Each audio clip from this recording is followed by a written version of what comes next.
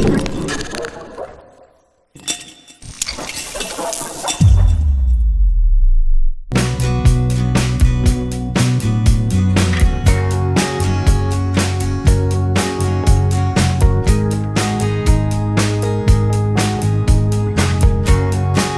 Supreme TV ప్రేక్షకులకు నమస్కారం. Shooting అంటే బాగా గుర్తుకొచ్చే మాట ఏంటి అంటే దర్శకరత్న దాసరి నారాయణరావు గారు. వారు ఎంత గొప్పవారు అంటే సినిమా రంగానికి ఏమాత్రం పరిచయం ఉన్నా సరే వాళ్ళందరూ ఆయన గురుదేవునిగా ఏకలవ్య శిష్యుడిగా తమను తాము ఆయనకి ప్రకటించుకునే సందర్భాలు వ్యక్తులు చాలామంది ఉంటారు ఆయన వారసులు. అయితే దర్శకరత్న దాసరి నారాయణరావు గారి పేరు ఇప్పుడు ప్రస్తావన ఎందుకు అంటే వారు పాటలు రాస్తారు, సినిమా సంగీతాన్ని ఇచ్చారు, స్క్రీన్ ప్లే రాస్తారు, కథ రాస్తారు, దర్శకత్వం చేస్తారు. సినిమాకు సంబంధించిన ఎన్నైతే క్రాఫ్ట్స్ ఉంటాయో ఇంచుమించుగా ప్రతి క్రాఫ్ట్లోనూ కూడా వారికి ఒక మంచి అవినాభావ సంబంధం ఉంటుంది, అభినివేశం ఉంటుంది. అందుకని దర్శకరత్న దాసరి నారాయణరావు గారి పేరు అంత ప్రస్తావిస్తారు. మరి ఆ తర్వాత ప్రతి ఒక్కరూ నేను ఇలా చేస్తాను అలా చేస్తాను అంటూ ఉన్నవాళ్ళు చాలామంది ఉన్నారు సినిమా పరిశ్రమలో కూడా. కానీ అంత రేంజ్ గురించి మాట్లాడకపోయినా అలాంటి దర్శకరత్న కోవలో కొంతమందిని మనం ప్రస్తావించుకుంటూ ఉంటే గీతా ప్రసాద్ అనే ఒక వ్యక్తి గురించి మనం మాట్లాడుకోవాల్సి ఉంటుంది. దర్శకరత్న దాసరి నారాయణరావు గారి పేరు ప్రస్తావించి ఆ తర్వాత గీతా ప్రసాద్ గారి పేరు ప్రస్తావించడంలో మీకు ఏదైనా కొన్ని అనుమానాలు కూడా వస్తూ ఉండే అవకాశం ఉంటుంది. ఆయన ఎక్కడ, ఇప్పుడు చెప్పబోయే వీరెక్కడ? ఆయనకి చాలా పార్శ్వాలు ఉన్నాయని ఈయనే చెప్తున్నారు. మరి ఈ గీతా ప్రసాద్ గారిలో అన్ని క్వాలిటీస్ ఉన్నాయా? ఈ అనుమానం మీకు వస్తే అవకాశం ఉంటుంది కదా. అయితే వీటన్నిటికీ సమాధానాలు మీకు వారి ద్వారానే చెప్పించడం కోసం గీతాలయ ప్రసాద్ గారిని మన చందు సుప్రీం టీవీ స్టూడియోకి ఆహ్వానించాం. నమస్కారం సార్. నమస్తే చంద్రశేఖర్ గారు. Thank you very much for inviting for your Supreme TV, Chandru Supreme TV for interview sir. Thank you very much.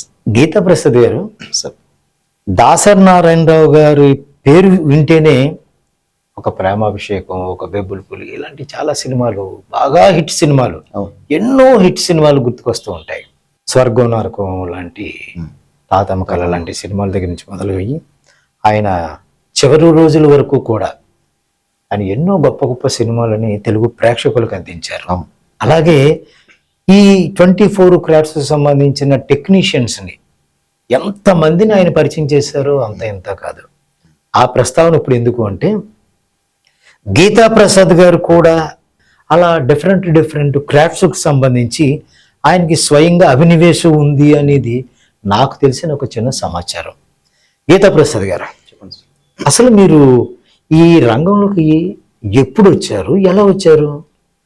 Okay sir, అంటే నేను ఫస్ట్లో ఒక మార్కెటింగ్ ఎగ్జిక్యూటివ్గా చేశానండి. యాక్చువల్గా మార్కెటింగ్ ఎగ్జిక్యూటివ్ అంటే ఎందులో? అంటే టాటా బేరింగ్స్. ఫస్ట్ నా జర్నీ స్టార్ట్ అయింది ఏంటంటే 1991లో Mukund iron and steel company ముంబైలో హెడ్ ఆఫీస్, అది గుజరాత్లో ఏంటంటే కకరాపార్ ఆటమిక్ పవర్ ప్రాజెక్ట్ అనేది మీకు తెలిసే ఉంటుంది. అది కన్స్ట్రక్షన్ అప్పుడు ఈ ముకుంద్ ఐరన్ అండ్ స్టీల్ కి ఏంటంటే అక్కడ కాంట్రాక్ట్ వర్క్ అన్నమాట.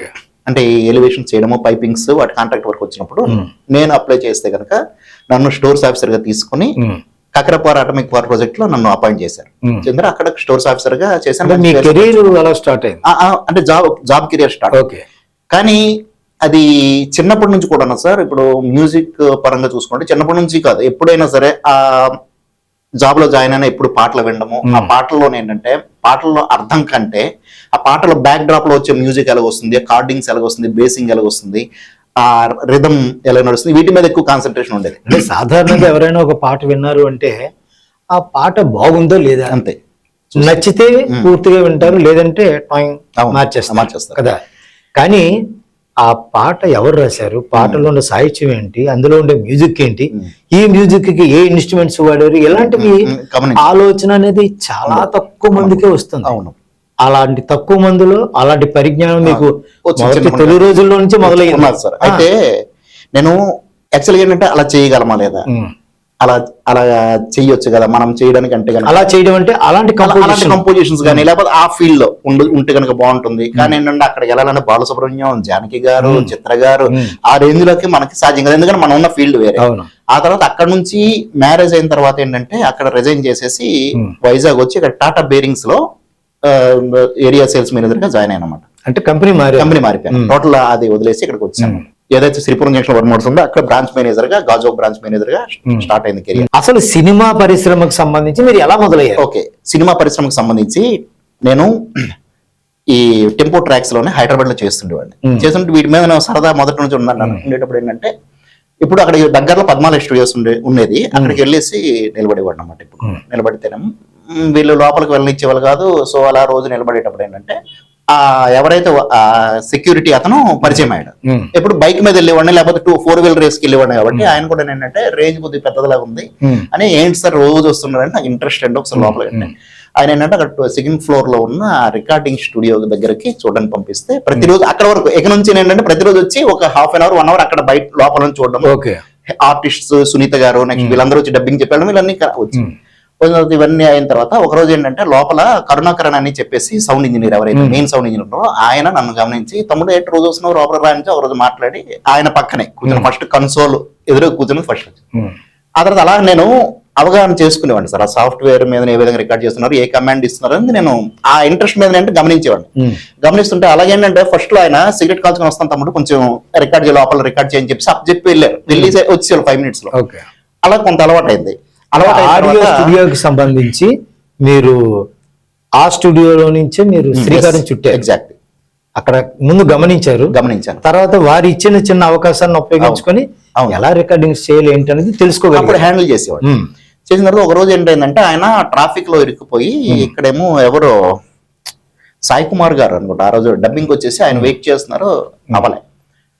ఈయనకి ఫోన్ చేస్తుంటే ట్రాఫిక్ ఇరుక్కుపోయానని చెప్పేసి అంటే వీళ్ళు ఫోన్ చేస్తేనేమో అక్కడ గీత ప్రసాద్ అని ఒక అతను ఉన్నాడని అడిగాడు. ఉన్నారని అతను కూర్చోబెట్టండి చెప్తాను కనీసం అంటే ఒకసారి ఫోన్ ఇవ్వండి ఫోన్ ఇచ్చారు. ఫోన్ ఇస్తే మాట్లాడుతున్నాను. అప్పుడు కీప్యాడ్ ఫోన్స్ ఇవి లేవు. తమ్ముడు ఒకసారి వెళ్ళి లోపలికి వెళ్ళేసి అది ఇదిగా మేనేజ్ చేసి రికార్డ్ చెయ్యి రికార్డ్ నేను ఇలా వచ్చేస్తానని చెప్పేసి ఈలోగా ఆయన వచ్చేటికి ఒక 35 minutes పట్టింది. ఈలోగా నేను రికార్డ్ చేస్తున్నాను. రికార్డ్ చేస్తుంటేనేమో అయిపోయిన తర్వాత ఆయన వెళ్ళిపోయారు. ఆ ఆర్టిస్ట్ సాయి కుమార్ ఎవరైనా నాకు కరెక్ట్ గుర్తులేదు సార్. కాకపోతే డబ్బింగ్ ఇంపార్టెంట్ పర్సన్ అదేదో మూవీకి సంబంధించింది. వెళ్ళిపోయారు. బయటకు వెళ్ళేసి అక్కడ కూర్చుంటలేదు. ఈలోగా అతను వచ్చారు. వచ్చిన తర్వాత ఇంకా చాలా అప్రిషియేట్ చేశారు. ఎక్కడ లిప్సింగ్ తేడా లేదురా బాబు భలే చేసావని చెప్పేసి అదే తీసుకున్నారు. దాన్ని మాస్టరింగ్ చేసి పంపించారు. ఆ విధంగా ఏంటంటే ఇంకా మీ అరంగేట్రం అలా పడింది, స్టార్ట్ అయింది. అప్పుడు ఆ సాఫ్ట్వేర్స్ మీద ఇచ్చేయడంతోనే ఎందుకు మనం ఎందుకు స్టూడియో పెట్టకూడదు, కానీ కెపాసిటీ లేదు, ఫైనాన్షియల్ కెపాసిటీ లేదు. వచ్చిన తర్వాత ఏంటంటే అప్పుడే గీతా ప్రసాద్ గారు మీరు ఒక ఆడియో డబ్బింగ్ వరకు అనుకోకుండా అవకాశం వచ్చింది, మీరు ప్రూవ్ చేసుకోగలిగారు. అవును, అంతవరకు ఓకే. ఒక డబ్బింగ్ చేసినంత మాత్రాన స్టూడియో పెట్టేసేంత ఆలోచన చాలా వచ్చి ఉండొచ్చు. కానీ ఒక డబ్బింగ్ చేయించడము, రికార్డింగ్ చేయడము, ఒక స్టూడియో పెట్టడం, ఈ మధ్యలో చాలా గ్యాప్ ఉంటుంది కదా సార్. ఈ మధ్యలో జరిగిన డెవలప్మెంట్స్ ఏంటి? డెవలప్మెంట్స్ అంటే ల్యాప్టాప్ లో ఇప్పుడు ఆయనకు నేను అడిగినప్పుడు ఏంటంటే అది పైరేటెడ్ వర్షన్ ఉండేది లియాండో అప్పుడు వాడేవాళ్ళు. అది నాకు ఇచ్చారు ఆయన. రూమ్కి వెళ్ళి అది డైలీ ప్రాక్టీస్ చేసేవాడు.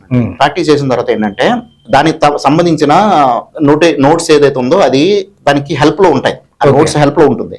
ఆ హెల్ప్ లో నోట్స్ నేను చూసుకుని ఏంటంటే చేసాను. అప్పుడు నాకేంటంటే మ్యూజిక్ కూడా దీంట్లో కంపోజ్ చేసాను నాకు తెలియదు.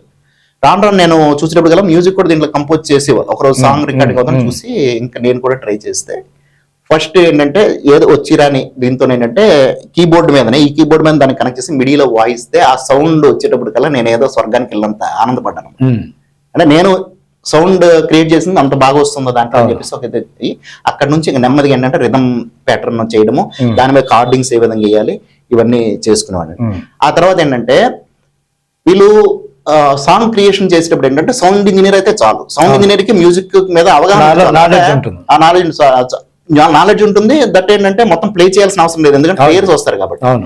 అది వచ్చిన తర్వాత నాకు అక్కడ ఇన్సెంటివ్ వచ్చింది సార్, 25,000 ఇన్సెంటివ్ వస్తే వెంటనే నేనేం చేశానంటే ఇంకా అక్కడ ఉన్నలాగా వైజాగ్ వెళ్ళిపోదామని వచ్చేసి ఇసుక తోటలోనే మా ఇంట్లోనే ఫ్రంట్ రూమ్ లోనే ఏంటంటే ఒక సిస్టమ్ సెకండ్ హ్యాండ్ కొనుక్కొని ఆ రోజు 6,000 ఎంతకో సెకండ్ హ్యాండ్ కొనుక్కొని దాంట్లో సాఫ్ట్వేర్ వేసి డైలీ ప్రాక్టీస్ ప్రారంభించాను. నాకు తెలిసి ఆ టైంలో మీరు ఆడియో క్యాసెట్స్ కూడా కొన్ని చేశారు. అదే ఆ తర్వాత దీని తర్వాత అది ఆడియో క్యాసెట్ మీరు ఫస్ట్ చేసిన ఆడియో క్యాసెట్ ఏంటి సార్? మనసు. దానికి మీరు వచ్చారు.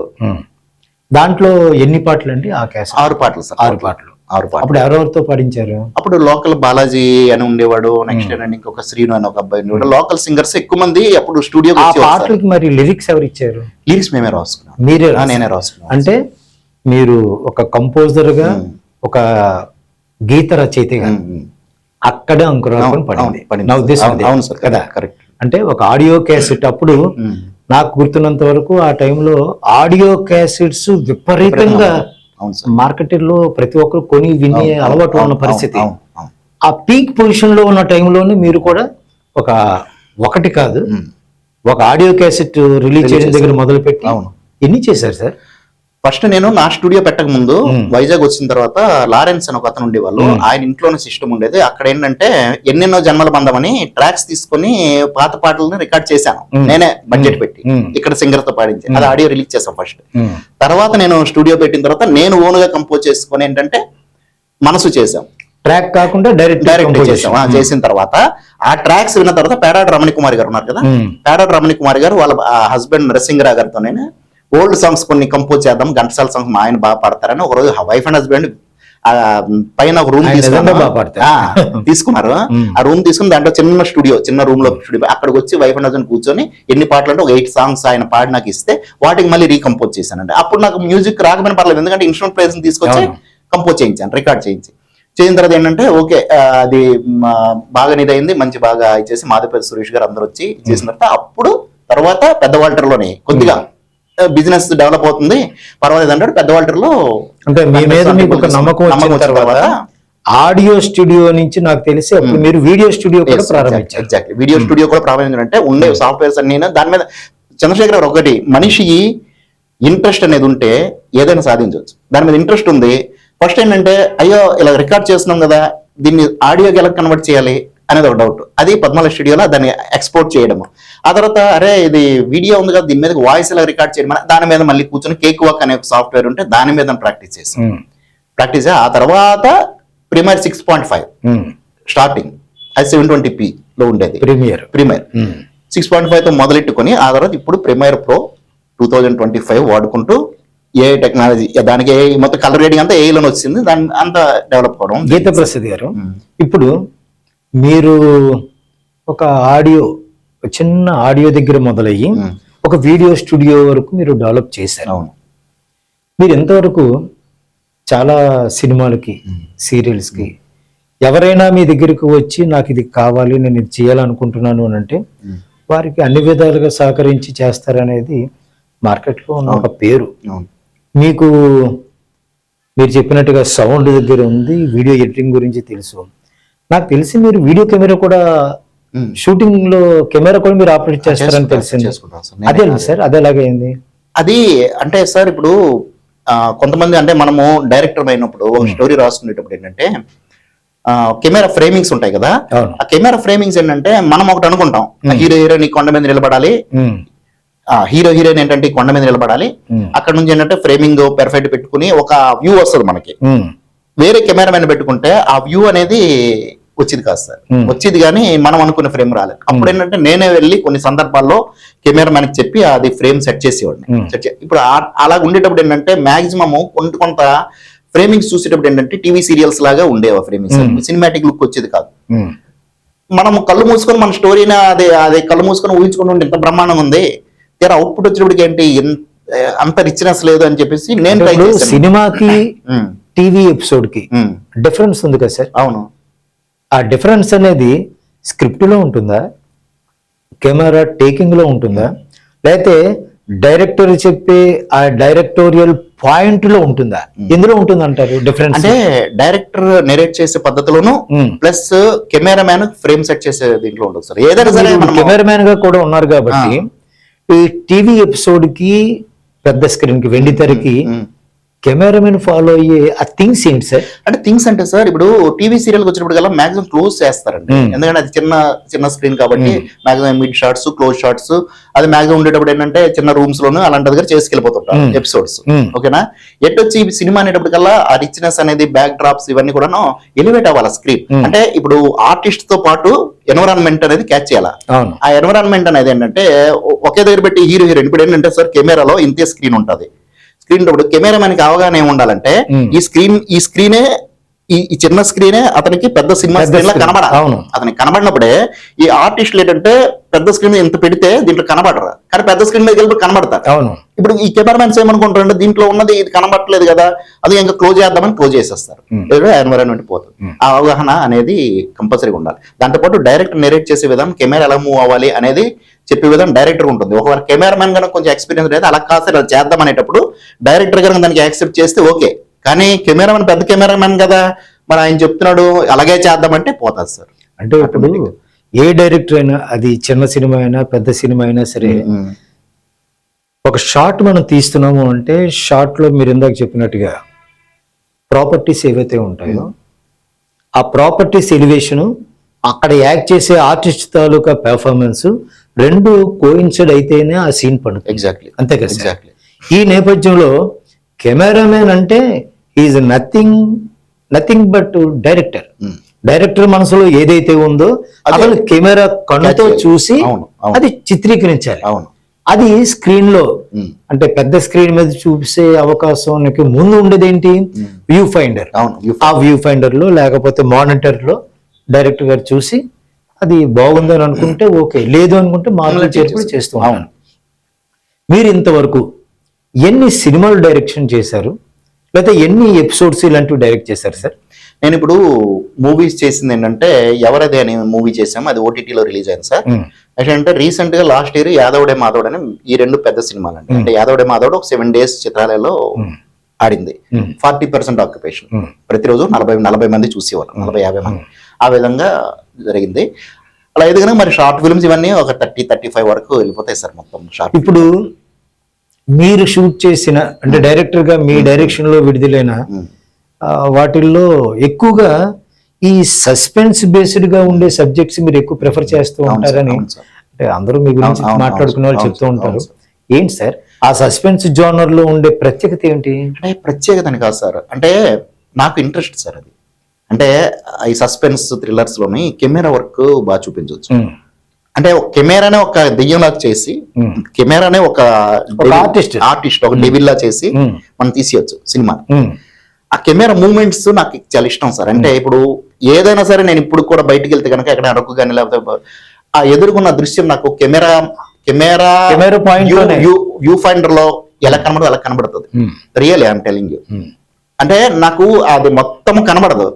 ఒక చెట్టు, ఆ చెట్టు పక్కన ఒక జలపాతం, అది అక్కడికి వెళ్ళి చూసాను అనుకోండి, అది నాకు ఒక స్క్రీన్ మీదే కనబడుతుంది. అంటే ఒక ఫ్రేమ్ లోనే చేస్తే ఏదైతే ఉంటుందో అదే మీరు, అది నేను ఇష్టపడతాను. నేచర్ ని ఎక్కువ ఇష్టపడతాను. మాక్సిమం ఏంటంటే అడవుల్లోను లేకపోతే ఈ తుప్పల్లోను వీటిలోను ఇవేంటంటే పరిగెత్తరాలు ఇవన్నీ కూడా హర్రర్ థ్రిల్లర్ సాధ్యం అవుతాయి. అందువల్ల ఆ జోనర్ కి నేను వెళ్తాను. ఈ మధ్య కాలంలో మీరు చేసిన ఒక క్రైమ్ బేస్డ్ సబ్జెక్ట్ కి సంబంధించి ది క్రైమ్ దాని గురించి చెప్పండి సార్. ది క్రైమ్ అనే మూవీ మామూలుగా నేను గారును ఉదయ్ కిరణ్ కూర్చొని దాన్ని ముందు ఈ విధంగా ఒకటి చేస్తే బాగుంటుందని అవుట్లైన్ చేసుకున్న తర్వాత ఏంటంటే అది ఒక క్రైమ్ బేస్డ్ అందరు చూశారు. చాలా అన్ని మాక్సిమం మీరు అంటే మెయిన్ మీ సపోర్ట్ అండ్ మన ప్రెస్ సోదరుల సపోర్ట్ వలన అది ఎలివేట్ అయిపోయి ఈ రోజు నియర్లీ 50-60,000 దాటిపోయింది సార్ యూట్యూబ్ లో వ్యూస్ దాటిపోయింది. అంటే దాంట్లో నేనంటే ఆర్టిస్ట్ పెర్ఫార్మెన్స్ బాగుంది అంటే నేను ఏదైతే అనుకున్నానో అది అలా వచ్చింది సార్. దాంట్లో ఆర్టిస్ట్ పెర్ఫార్మెన్స్. ఇప్పుడు అది కాకుండా మీరు చేసిన మరొక 1-2 ఇలాంటి క్రైమ్ బేసిస్ సబ్జెక్ట్స్ NH16 అని దాని గురించి చెప్పండి. NH16 అనేది ఒక ఫ్యామిలీ వాళ్ళ మరదల మ్యారేజ్ చూడడానికి అనేసి వైజాగ్ వెళ్తుంటారు వేరే ప్లేస్.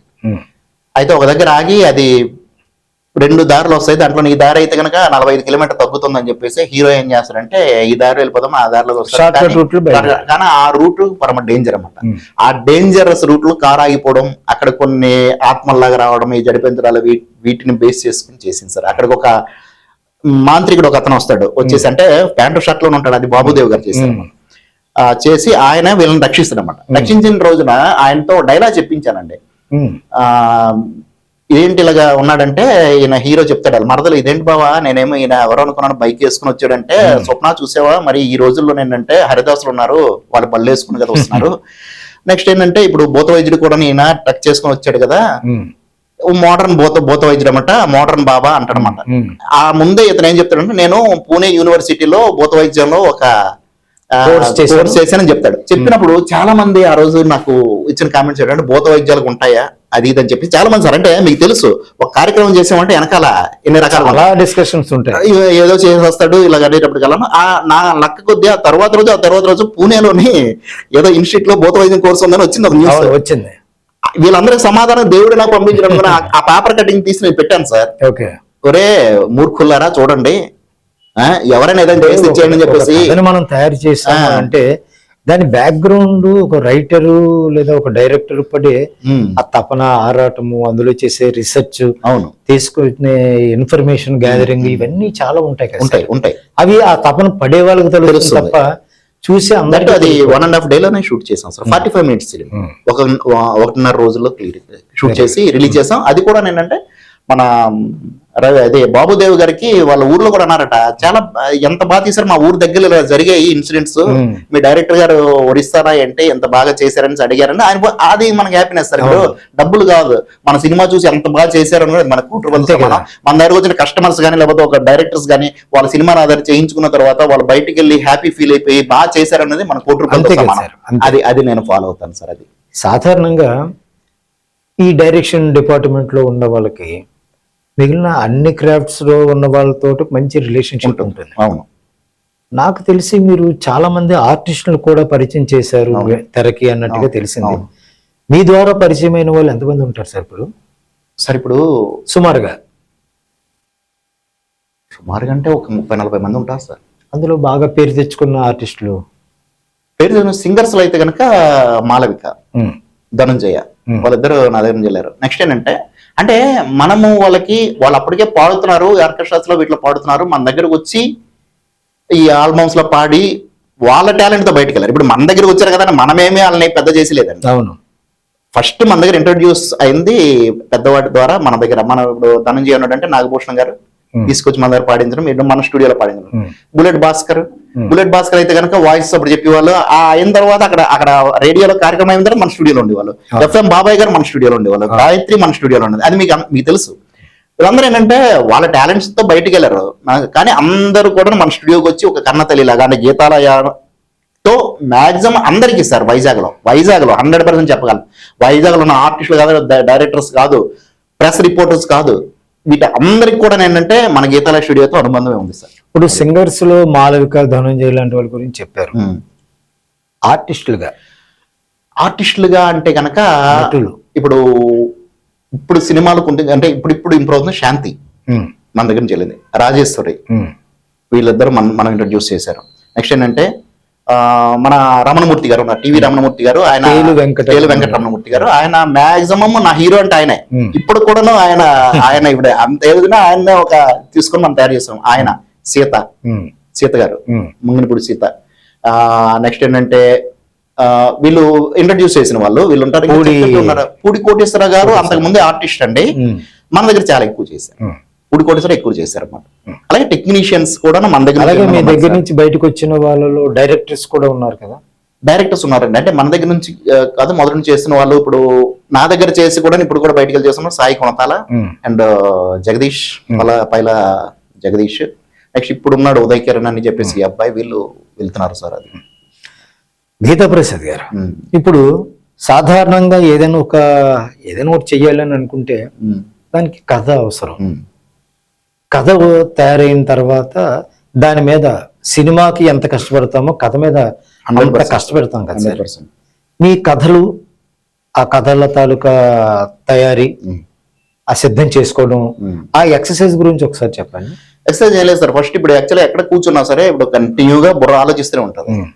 ఏ జోనర్ చేద్దాం ఇదని చెప్పడం ఏంటంటే మా టీం రాజు గారు ఉన్నారు, ఉదయ్ కిరణ్ ఉన్నాడు.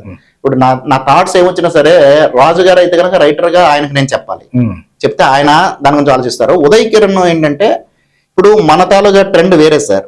ఇప్పుడు మన ట్రెండ్ ఇప్పుడు మారిపోయి, అవును అవును ఇప్పుడు ట్రెండ్ తగ్గట్టు మనం వెళ్ళాలి. ఉదయ్ కిరణ్ పెట్టుకునేటప్పుడు అంటే వాడు ఇప్పుడు 22 ఇయర్స్ 23 ఇయర్స్ ఉంటాయి కదా. అవును. ఇప్పుడు యువతరానికి ఎలా ఈ కావాలి ట్రెండ్కి ఏం కావాలి అనేది ఈ ట్రెండ్కి ఏంటంటే వాళ్ళు చూస్తున్నారు. అందువల్ల ఏంటంటే వీళ్ళిద్దరు దీంతో ముగ్గురమే కూర్చుంటాం, ఇంకెవరిని ఎంటర్టైన్ చేయమండి. ముగ్గురమే కూర్చుని దానికి ఏంటంటే సార్ ఇది అనుకుంటున్నాను అనేసి, ఉదయ్ ఇలా అనుకున్నాను, రాజు గారు ఈ విధంగా అనుకుంటున్నాను, దీనికి ఏంటంటే సింగిల్ లైన్ స్టోరీ నువ్వు రెడీ చేయాలని అని చెప్పేసి ఉదయ్కి ఇస్తే, వాడు సింగిల్ లైన్ స్టోరీ రెడీ చేసిన తర్వాత అది ఒకసారి చూసుకొని ఇక్కడ మార్చిన తర్వాత అది మళ్ళీ రాజు గారికి ఇచ్చి దీనికి డైలాగ్స్ ప్రిపేర్ చేయండి. రాజు గారు డైలాగ్స్ ప్రిపేర్ చేస్తారు, పెర్ఫెక్ట్ రాస్తారు. కానీ రాజు గారు ఏంటంటే కొంచెం గ్రాంధికంలోకి వెళ్తుంటారు అప్పుడప్పుడు. అంటే ఆయన ఎక్కువ డివోషనల్ చేస్తారు. మన దగ్గర వచ్చిన తర్వాత ఈ గ్రాంధికం ఇచ్చేస్తే అవన్నీ మళ్ళీ మేము కూర్చొని ఏంటంటే కరెక్ట్ చేసుకుంటూ వెళ్తాము. మాక్సిమం నేను ఇప్పుడు చేస్తున్న అన్నిటి కూడా నేను రాజు గారు టోటల్ స్టోరీ డిస్కషన్స్ మొదలైన దగ్గర నుంచి మనకు అవసరమైన అవుట్పుట్ వచ్చింది అని సంతృప్తి పడడానికి ఎన్ని రోజులు టైం పడుతుంది సార్ మీకు ఒక స్టోరీకి సంబంధించి? నేను స్టోరీ అసలు టైం తీసుకోను సార్. నాకు యాక్చువల్గా ఈ రోజు అనుకున్నాను అనుకోండి సార్, నాకు 2 days లో షూట్ పెట్టేస్తాను. నేను యాక్చువల్గా ఏంటంటే ఇంతకు ముందు స్టోరీ మైండ్ లో పెట్టుకునే, ఇప్పుడు NH-16 అనేది NH-16 అంతకు ముందు చేసింది అమ్మా నాన్న, మా ప్రేమతో ప్రియమైన అమ్మా నాన్న కానీ నెక్స్ట్ చాలా ఉన్నాయి. ఇప్పుడు హరగోపాల్ గారు చాలా చేశాను. వీటన్నిటి కూడా నేను అంటే స్క్రిప్ట్ లేకుండానే వెళ్తాను సార్. నేను ఆ స్పాట్ లో హీరో హీరోయిన్ లేకపోతే ఆర్టిస్ట్ నిలబెట్టి ఇది డైలాగ్ ఇది చెప్పండి అని చెప్పి చెప్పిస్తాను తప్ప, ఇప్పుడు ఎప్పుడైతే మొన్నటి నుంచి ఏదంటే మన యాదవుడే మాధవుడు సినిమా ఏదైతే ఉందో అక్కడ నుంచి స్క్రిప్ట్ పెట్టుకొని చేయడం. జనరల్ గా ఒక దగ్గరికి వెళ్ళి మాట్లాడే పరిస్థితి, ఒక స్పీకర్ గా వెళ్ళారు అనుకోండి, నేను ఏం మాట్లాడాలి అనేది వాళ్ళు ముందుగా ప్రిపేర్ అవుతాను. ఒక ఏదైనా ఒక షూట్ కి వెళ్తే నేను ఏం యాక్ట్ చేయాలి, ఏం డైలాగ్స్ చెప్పాలి అనేది స్క్రిప్ట్ బేస్ చేసే ఉంటుంది. డైరెక్షన్ చేసే డైరెక్టర్ కూడా తను ఏం తీయాలనేది మనసులో మైండ్ లో ఉన్నప్పటికీ కూడా ఆన్ పేపర్ సినిమాకు సంబంధించి బౌండెడ్ స్క్రిప్ట్ కావాలి ఉండాలి అని అంటారు. దర్శకరత్న దాసరి నారాయణరావు గారు, రాఘవేంద్రరావు గారు, ఈవివి సత్యనారాయణ గారు, ఏ డైరెక్టర్ని తీసుకున్నా లబ్ధ ప్రతిష్ఠలు దగ్గర నుంచి కొత్తగా ఫీల్డ్లోకి వస్తున్న వాళ్ళు ప్రతి ఒక్కరు కూడా స్క్రిప్ట్, ఏదైనా ప్రొడ్యూసర్ దగ్గరికి వెళ్తే బౌండరీ స్క్రిప్ట్ మీ దగ్గర ఉందా అని అడుగుతారు. మీతో ఇన్ని ప్రాజెక్టులు చేసిన ప్రొడ్యూసర్స్ కొంతమంది ఉన్నారు, మరి వాళ్ళకి కథ ఏది లేకుండా వాళ్ళని ఎలా ఒప్పించగలిగారు, ఎలా ఇన్ని ప్రాజెక్టులు మీరు చేయగలిగారు? సార్ అంటే సార్ వాళ్ళకి ఇప్పుడు యాక్చువల్గా నా దగ్గరకు వచ్చిన ప్రొడ్యూసర్ నేనంటే నమ్మకం అండి. వాళ్ళు వస్తారు కానీ కథ ఏంటని ఇంతవరకు అడగలేదు సార్. కథ ఏంటని అడగరు, ఒక సినిమా తీయాలంటారు. నేను యాక్చువల్గా ఏంటంటే స్పాట్ లో కూర్చోబెట్టి ఇది కాన్సెప్ట్, ఎందుకంటే ఒక 4-5 కాన్సెప్ట్స్ రన్ అవుతుంటాయి. నేను నా అదృష్టం ఏంటో కానీ నా ప్రొడ్యూసర్స్ ఎవరు వచ్చినా సరే నేను చెప్పిన స్టోరీ ఓకే అంటారు. ఇంకో జోనర్ చూడండి అని ఎప్పుడు చెప్పలేదు సార్. ఇంకో జోనర్ చూడండి ఇది బాగాలేదని 4-5 సార్లు చెప్పిన వాళ్ళు అయితే కానీ ఇంతవరకు ఒక సినిమా కూడా తీయలేదు. ఇదేంటంటే ఇదిగో అడ్వాన్స్ ఇంత అని చెప్పేసి. నాకు చిన్నారావు గారు ఉన్నారు, ఇప్పుడు చిన్నారావు గారు ఉన్నారు, ఆయన వచ్చి ప్రొసీజర్ ఇలా అనుకున్నాను నేనే హీరోగా చేయాలని, అంటే హీరో అంటే మెయిన్ లీడ్ చేయాలనుకున్నాను. ఒక 3 క్యారెక్టర్లు ఉన్నాయి, 3 క్యారెక్టర్లు నేనే చేయాలనుకుంటున్నాను అన్నారు. వెంటనే జగదీష్ కూర్చోబెట్టారు, కూర్చోబెట్టి చూడండి అని చెప్పేసి ఇమీడియట్ గా అది రాసి సింగిల్ అని హేమ గారు తీసుకొచ్చారు. చిన్నారావు గారికి పరిచయం చేసిన హేమ గారు తీసుకొస్తే ఇమీడియట్ గా అక్కడే స్టూడియోకి వెళ్ళాము. అంటే నేను ఏదో మా ఛానల్ కి ఒక ఇంటర్వ్యూ ఏదో తీసుకుందామని ఎక్కడికి వెళ్ళాను, ఆర్కే బీచ్. అక్కడికి వచ్చేసారు వాళ్ళు. వచ్చి అక్కడ స్టూడియోకి వచ్చి ఇమీడియట్ వాళ్ళు చెప్పిన దాని మీద స్టోరీ చెప్పినట్టు హేమ గారు ఏమంటే చాలా బాగుంది సార్ ఇది చేద్దాం అనేది ఒకటి, ఆయన కూడా ఓకే అన్నారు. 3 స్టూడియోలు. వెంటనే జగదీష్ని పిలిచాను. అప్పుడు 3001 రూపాయి అక్కడ సాయిబాబా విగ్రహం ఉంటే అక్కడ అడ్వాన్స్ పెట్టారు సార్. పెట్టేసి సార్ స్టార్ట్ చేసిందని చెప్పారు. స్టార్ట్ చేసాం, వెళ్ళింది. గారు కూడా బాబా భక్తులు అందుకనే బాబా విగ్రహం దగ్గర ఆయన పెట్టారు. ఆ తర్వాత ఆయన దగ్గరికి 2వ రోజు వెళ్ళిన తర్వాత అప్పుడు అడ్వాన్స్ ఇచ్చి ఫుల్ బ్రిడ్జ్డ్ గా ఇంకా మొదలెట్టాం సార్ వర్క్. గీత ప్రసాద్ గారు, సరే ఆడియో దగ్గర నుంచి మొదలైన మీ ప్రస్థానం సినిమా షూటింగ్స్ వరకు వచ్చింది. ఇందాక మీరు ఒక మాట అన్నారు, ట్రెండ్ మారుతుంది. ఎగ్జాక్ట్లీ. ఇప్పుడున్న ట్రెండ్, నడుస్తున్న ట్రెండ్ రేపు ఎలా ఉంటుందో మనం చెప్పలేం. అయితే ప్రజెంట్ నడుస్తున్న ట్రెండ్లో ఒకప్పుడు పౌరాణిక సినిమాలు, లేదు అంటే చారిత్రాత్మక సినిమాలు, జానపద సినిమాలు, ఇలాంటివి ఎన్టీఆర్ గారు, ఏఎన్ఆర్ గారు, ఇలాంటి మహామహులు అందరూ చేసిన సినిమాలు ఉన్నాయి. అయితే మన మగధీర సినిమా దగ్గర నుంచి ఒక ట్రెండ్ స్టార్ట్ అయిందని చెప్తాను. ఆ సినిమా మగధీర సినిమా పేరుతోటి వాళ్ళ నాన్నగారు చరణ్ గారి నాన్నగారు చిరంజీవి గారు కూడా మగధీరుడు అవును. అని ఒక సినిమా తీశారు. ఆ. కొడుకుతో అదే. చరణ్ గారు మళ్ళీ మగధీర అని సినిమా తీశారు. ఉమ్. సరే, ఈ నేపథ్యంలో మన ప్రభాస్ గారు కూడా బాహుబలి లాంటి సినిమా చేశారు. అవును. ఈ ట్రెండ్ అంటే అప్పటికి ఈ బాహుబలి, మగధీర ఆ సినిమాల ట్రెండ్ లో కూడా ఇప్పుడున్న ట్రెండ్ లేదు. ఉమ్. ఇప్పుడు అంతా ఏంటంటే ఏఐ టెక్నాలజీ అనేది అవును. బాగా విస్తృతంగా, అవును. అది మొదలయ్యి చాలా తక్కువ టైం అయినప్పటికీ చాలా విస్తృతంగా జనంలోకి వెళ్ళిపోతుంది సార్ అవును. కదా. ఉమ్. వీరు కూడా ఈ ఏఐ టెక్నాలజీతో కొన్ని ప్రాజెక్ట్స్ శ్రీకారం చుట్టబోతున్నారు అని తెలిసింది. ఎగ్జాక్ట్లీ. దాని గురించి కొద్దిగా చెప్పండి. ఏం లేదు సార్, ఇప్పుడు నేను చెప్పాను కదా సార్, ఇప్పుడు ఏదైనా టెక్నాలజీ అనేది వచ్చిందంటే ఆ టెక్నాలజీ ఒక బాప్ అవ్వాలని నేను అనుకుంటా. ఓకే. దాని మీద డే అండ్ నైట్ తిండి లేకపోయినా సిస్టమ్ నా లవర్ సార్. చాలా మంది వేరే రకాలుగా చాలా అనుకుంటారు, కానీ కాదు సార్. నాకేంటంటే అక్కడ ఉన్న సిస్టమ్, కన్సోల్, మైక్ ఇవి నా లవర్. I love them. ఎప్పుడు అవి నాతో మాట్లాడుతున్నా నేను ఫీల్ అయ్యి కూర్చుంటా. ఇప్పుడు ఏ టెక్నాలజీ వచ్చిన తర్వాత ఏ విధంగా ఇది చేయాలి, ఫొటోస్ క్రియేట్ చేయాలని చెప్పి ఫస్ట్ ఫొటోస్ క్రియేట్ చేసి చూసాం. చూస్తేనేమో కరెక్ట్ ఉంది, ఎందుకంటే రాజు గారి కాన్సెప్ట్ చాలా చేస్తుంటారు. ఆయన ఉండబట్టే ఆ ధైర్యంతో ఏంటంటే ఆ కాన్సెప్ట్ ఇచ్చారు కదా అని దానికి తగ్గట్టుగా మేము కొన్ని కమాండ్స్ ఇస్తే అది ఫొటోస్ తయారు చేయడం ప్రారంభించింది. అప్పుడు రాజు గారు కరెక్ట్ గా ఉంది కదా అని.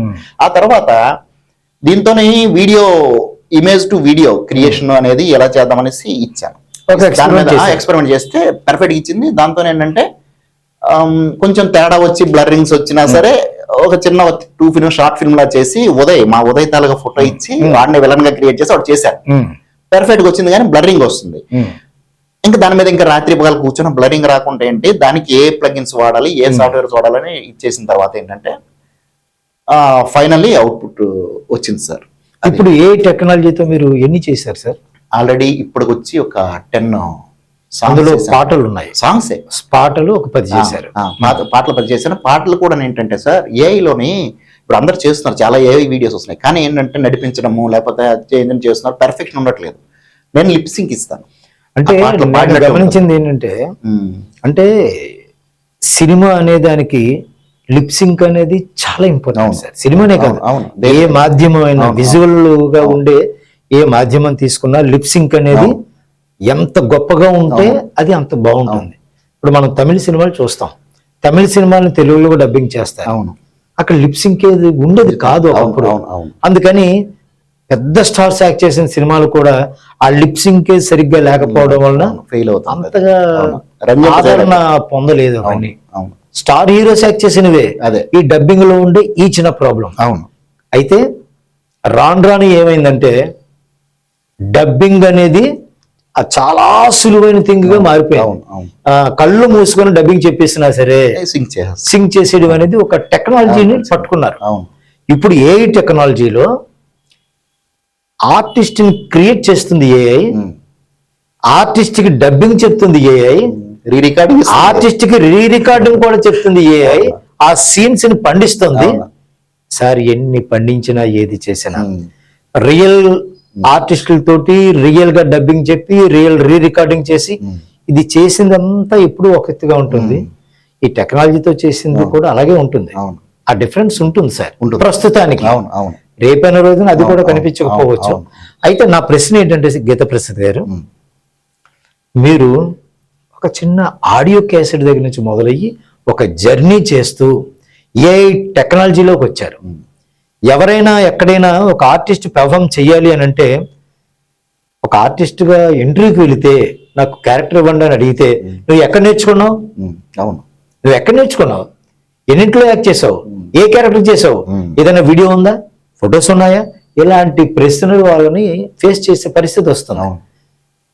గీతా ప్రసాద్ గారు లాంటి ఒక అన్ని విభాగాల్లోనూ పరిచయం ఉన్న ఒక వ్యక్తికి కొత్తగా ఒక వ్యక్తి సినిమా తీయాలి అని అనుకున్నప్పుడు, మీరు చెప్పినట్టుగా మీ దగ్గరికి వచ్చే వాళ్ళు ఎవరు మీ టాలెంట్ మీద ఇది ఎలాగొస్తుంది అలాగే అనే క్వశ్చన్స్ ఏమి ఉండవు. ఒక నమ్మకంతో వస్తారు. ఆ నమ్మకంతో వచ్చిన వాళ్ళకి గీతా ప్రసాద్ గారు ఎలా ఫుల్ఫిల్ చేయడానికి ఎంత కృషి చేస్తారు అనేది అనుభవం ఉన్న వాళ్ళకి తెలుసు. ఆ అనుభవాన్ని కొద్దిగా మన చందు సుప్రీం టీవీ ప్రేక్షకులకు చెప్పాలి. అంటే దేని గురించి అడుగుతున్నారు? ఇప్పుడు మీరు ప్రొడ్యూసర్ ఏఐ టెక్నాలజీని ఉపయోగించి ఒక ఫుల్ ఫ్లెడ్జ్డ్ మూవీ చేయడం కోసం దానికి మీరు పడే ఉమ్, కష్టం, ఉమ్, కృషి, ఆ వెనకాతల మీరు తీసుకునే జాగ్రత్తలు. ప్రొడ్యూసర్ డబ్బులు ఇస్తాడు సార్, అవును అవును మిగిలినంతా చేసేది ఎవరు? అవును అవును డైరెక్టరే కదా. అవును. మీరే డైరెక్టరు, మీరే కెమెరామ్యాన్, మీరే స్టోరీ, అవును. మీరే స్క్రీన్ ప్లే, మీరే మ్యూజిక్, అన్ని మీరే కదా. అవును. ఇందాక ఓపెనింగ్ లో దాసరి నారాయణరావు గారి పేరు నేను ఎందుకు ప్రస్తావించాను అంటే, ఇలాంటి ఒక 5-6 క్రాఫ్ట్స్ మీరు చేస్తున్నారు. అవును సార్. అవసరమైతే ఏదైనా ఒక క్యారెక్టర్ షార్ట్ ఫాల్ ఉంటే క్యారెక్టర్ కూడా మీరు చేసేస్తారు, డబ్బింగ్ కూడా చెప్పేస్తాం. డబ్బింగ్ కూడా చెప్తారు. ఇలా ఒక 6-7 క్రాఫ్ట్స్ మీరు సునాయాసంగా చేస్తున్నారు కదా. ఈ నేపథ్యంలో మీ ఎక్సర్సైజ్ ఎలా చేస్తారు, అంటే ఎలా దాన్ని నిరూపిస్తారు? ఏఐ మూవీ ద్వారా అంతే. చేయడం. అంటే ఇప్పుడు నేను చేసిన 10-15 సాంగ్స్, ఇప్పుడు షార్ట్ ఫిల్మ్ ఆల్రెడీ అవుతుంది. అంటే ఏ టెక్నాలజీ? ఏ టెక్నాలజీ టోటల్ షార్ట్ ఫిల్మ్. ఏంటి సార్ ఆ షార్ట్ ఫిల్మ్ ద్వారా అంటే అది ఇతివృత్తం ఏంటంటే, ఇప్పుడు చాలా మంది ఇప్పుడు 14-15-16 ఇయర్స్ అమ్మాయిలు ఇప్పుడు సెల్ ఫోన్స్ లో ఏదైనా ఫోన్ వచ్చి అటువైపు ఎవడైనా మాటలు చెప్తే కనుక మాయలో పడిపోతున్నారు. పడిపోతుంటే అలాగే ఏంటంటే వాడు ఎవడో తెలియదు, ఏమో తెలియదు, వాడు మాటలు ఇచ్చేసేసి లాస్ట్ కి ఏంటంటే ల్యాప్టాప్ లోనే వీడియో కాలింగ్ లోకి వస్తే వాడు మాస్క్ వేసుకుని మాట్లాడతాడు. ఈ అమ్మాయి మాత్రం ఫుల్ ప్లేజ్డ్ గా ఫేస్ చూపించే మాట్లాడుతుంది. వాడు ఏంటంటే, నువ్వు నాకు కనబడవా, నేను నీకు కనబడుతున్నా కదా అంటే, లేదు అదంతా సస్పెన్స్, నీకు నువ్వు కనబడినప్పుడే నేను నా ఫేస్ చూపిస్తానని చెప్పేసి, నువ్వు అసలు మొత్తం ఓపెన్ చేసి నాకు చూపించని అన్ని అడిగేస్తుంటాడు. అడిగినప్పుడు ఏంటంటే ఈ అమ్మాయి ఏంటంటే టెంప్ట్ అయిపోయి ఓపెన్ చేయడానికి రెడీ అయిపోయేటప్పుడు వాళ్ళ మదర్ ఇది వినేసి టప్పని క్లోజ్ చేసేయడము. ఆ తర్వాత ఏమో వాడు రమ్మని కళ్ళడానికి ఇదైతే కనుక ఈ అమ్మాయి రెడీ అయిపోయి వెళ్ళిపోవడము, వాళ్ళ ఫ్రెండ్ ఇంటికి వెళ్తానని చెప్పేసి అక్కడ ఈ అమ్మాయి పడిన ఇబ్బందిని చేసి మళ్ళీ ఆ ఫ్రెండ్ ఎవరైతే ఉన్నాడో చిన్న అబ్బాయి, ఆ ఏజ్ అబ్బాయి వెళ్ళి రక్షించి కూర్చోబెట్టి ఆ అమ్మాయికి ఒక మెసేజ్ మెసేజ్ ఓరియంటెడ్ గా చేస్తున్నాం సార్. ఇది మొత్తం అంతా టోటల్ డైలాగ్స్ రికార్డింగ్ అంతా ఏఐతోనే చేస్తున్నాం, ఇంక్లూడింగ్ లొకేషన్. మొత్తం లొకేషన్స్ అండి. లొకేషన్స్ మెయిన్ ఏంటంటే సార్, ఇంకా ఆ ఏఐలో మన లొకేషన్స్ అవి మనం చేయాలంటే కొన్ని కోట్లు ఖర్చు అవుతాయి మనకి, మనకున్న పరిధిలో కనుక ఇది చేస్తున్నాం. నేను అందుకనే మొన్న ఒక యాడ్ ఇచ్చింది ఏంటంటే 30 lakhs to 1 crore rupees, ₹1 కోటి ఎవరైనా పెట్టుకునే వాళ్ళు అయితే కనుక మీ సబ్జెక్టే ఏదో తీసుకురండి, ఫుల్ పేజ్ 2 hours మూవీ ఏఐలో చేసేసి థియేటర్ రిలీజ్ కి ఇచ్చే పూచి నాది. ఆ 1 crore పెట్టిన సినిమా చూస్తే 30 కోట్లు పెట్టారేమో అనిపిస్తుంది. ఆ రేంజ్ లో దాని వెనకాతల ఏ ఖర్చు అంతా మీరు ఏ టెక్నాలజీతో, మీ నాలెడ్జ్ తో అంతే అదంతా మొత్తం చేస్తాను. ఎక్కడ కూడా అతికినట్టు గానీ బొమ్మల్లాగా గానీ కనబడదు, మొత్తం హ్యూమన్ మనిషి చేసినట్టు ఉంటుంది. ఎక్కడైనా బొమ్మలాగా కనబడితే నాకు అడగచ్చు. ఓకే, అది ఆ విధంగా వెళ్తున్నామండి. ఇప్పుడు యాక్చువల్గా ఏంటంటే, ఈ ప్రొడ్యూసర్స్ ఎవరైనా వచ్చారనుకోండి సార్, వస్తే గనక వాళ్ళ స్టోరీ ఉన్నా వాళ్ళు మొత్తం స్క్రిప్ట్ ఏదైతే రాసుకుంటారో పెద్ద హీరోస్ తో చేయించడానికి ఆ స్క్రిప్ట్ అలాగే తీసుకుని వచ్చి నా పక్కన కూర్చొని, షార్ట్ ఇలా ఉండాలండి, ఎటువంటి రావాలి, ఇటువంటి హీరో రావాలి, అటువంటి విలన్ రావాలి నాకు చెప్తే ఆ విధంగా నేను క్రియేట్ చేసి చేసేస్తాను సార్. అది 100% మీ సుప్రీం టీవీ ద్వారా నేను ఒక ఓపెన్ ఛాలెంజ్ ఎవరైనా. ఇంకోటి ఏంటంటే సార్, సాధారణంగా ఒక సినిమా షూట్ చేయాలి అంటే ఒక 40 days షూట్ జరగాలి అని అంటారు. చిన్న సినిమా, మామూలు సినిమాలు అయితే మినిమం 40 days.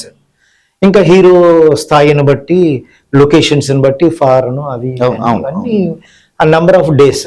కొన్ని సంవత్సరాలు తీసిన సినిమాలు కూడా మనం తెలుగు పరిశ్రమలో, ఇండియన్ సినిమాలో మనం చూస్తున్నాం. ఏ టెక్నాలజీతో మీరు చేసే ఆ సినిమాకి మీరు చెప్తున్నారు, ఇప్పుడే ఒక మాట చెప్పారు, ₹1 కోటి పట్టుకొని వస్తే 20 కోట్లు మీకు సినిమాని రెడీ చేసి మీ ముందు ఉంచుతానని చెప్పారు. దానికి ఎంత పీరియడ్, ఎంత టైంలో మనం 120 days 120 days లో ఫస్ట్ కాపీ ఇచ్చేస్తాం. అది ఒక సోషల్ మూవీనా లేకపోతే సోషల్ మూవీ అవనండి, ఇది అదే మన పౌరాణికం అవనియండి, సోషియో ఫ్యాంటసీ అవనియండి, హర్రర్ అవనియండి, ఏది అవనియండి 120 days ఇస్తాం. ఇతివృత్తం ఎలాంటిదైనా సరే 120 రోజుల్లో, 120 అంటే సుమారుగా ఒక 4 months 4 నెలల్లో ఏ టెక్నాలజీతో చేసిన సినిమాని ఆ ఫస్ట్ కాపీని ఆ ప్రొడ్యూసర్ చేతిలో మీరు with censor censor and cube rights తో సహా ఇస్తాం. ఏదో ప్రసాద్ గారు, సాధారణంగా సినిమా పరిశ్రమ అంటే ఇందాక అనుకున్నట్టుగా 24 crafts, ఇప్పుడు క్రాఫ్ట్స్ పెరిగాయి. ఎంతమంది టెక్నీషియన్స్, ఎంతమంది ఆర్టిస్టులు, వీళ్ళందరికీ వర్క్, ఇవన్నీ వాళ్ళకు ఒక ఇన్కమ్ కదా సినిమా అంటే. మీరు ఏ టెక్నాలజీతో మీరు స్టూడియోలో కూర్చొని మీ టైం స్పేర్ చేస్తున్నారు, కేవలము మీరే.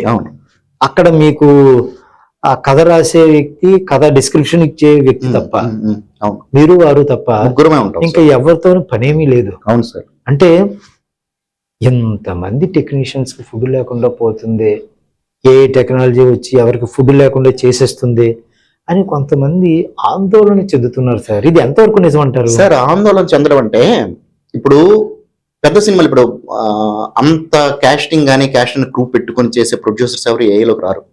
ఇప్పుడు దిల్ రాజు గారు ఉన్నారు, వస్తారా? ఏఐ చేయమని అడగరు కదా సార్. ఆయన డైరెక్ట్ గా సెట్ చేసుకున్నంత కెపాసిటీ ఉంది. పెద్ద ప్రొడ్యూసర్స్ ఎవరు కూడా ఏఐలోకి రారు సార్, నాకు తెలిసి. ఏఐ చేయమని కూడా వాళ్ళ వర్క్స్ ఉంటాయి సార్. ఇప్పుడు మాలాంటలో ఏంటి సార్, మాలాంటల మీద డిపెండ్ అయ్యి వీళ్ళు లేకపోతే బతకలేమని వాళ్ళు ఎంతమంది ఉన్నారు చంద్రశేఖర్ గారు చెప్పండి. అంటే అమ్మో గీతాప్రసాద్ గారు కనుక ఏఐలోకి వెళ్ళిపోతే మాకు బతుకులు పోతాయని వాళ్ళు ఎంతమంది ఉన్నారు? ఎవరైనా ఆర్టిస్టులు ఉన్నారా? టెక్నీషియన్ ఉన్నారా? ఎవరు లేరు కదా సార్. ఇప్పుడు నేను ఒక సినిమా అనుకుని బడ్జెట్ కుదరక పోనీ ఆ సోషల్ మూవీ చేసినప్పుడు ఏమంటే ఆర్టిస్టులు అందరిని తీసుకొచ్చి కెమెరా మ్యాన్ మేకప్ మ్యాన్ తీసుకొచ్చి నా దగ్గర డబ్బులు లేక అమ్మ తర్వాత ఇస్తానని వాళ్ళకి పొట్ల కొట్టడం కరెక్ట్ కాదు కదా సార్. ఇప్పుడు నేను ఒక సినిమా తీయాలనుకున్నప్పుడు నా తాలూకా వ్యూస్ ని జనాలకు చూపించాలనుకున్నప్పుడు నాకున్న టెక్నాలజీ పరిధిలో నేను ఇచ్చుకోవాలనే ఉద్దేశం తప్ప ఎవరు కడుపుకోవాలనే ఉద్దేశం నాకు లేదు. నాకు ఆర్టిస్టులు పిలిచి నేను పేమెంట్ ఇవ్వకుండా వాళ్ళని ఇబ్బంది పెట్టే బదులు నా తాలూకా వ్యూస్ ని నా ఏ టెక్నాలజీ తోటి నా లవ్ నా సిస్టమ్ దాని సాయంతో చేసుకొని ప్రజల ముందు పెట్టాలనే ఉద్దేశం తప్పు కాదని నా ఉద్దేశం సార్. ఇప్పుడు యాక్చువల్గా ఏంటంటే పెద్ద ప్రొడ్యూసర్స్ ఎవరు కూడా ఏ చేయరని నా ఉద్దేశం సార్.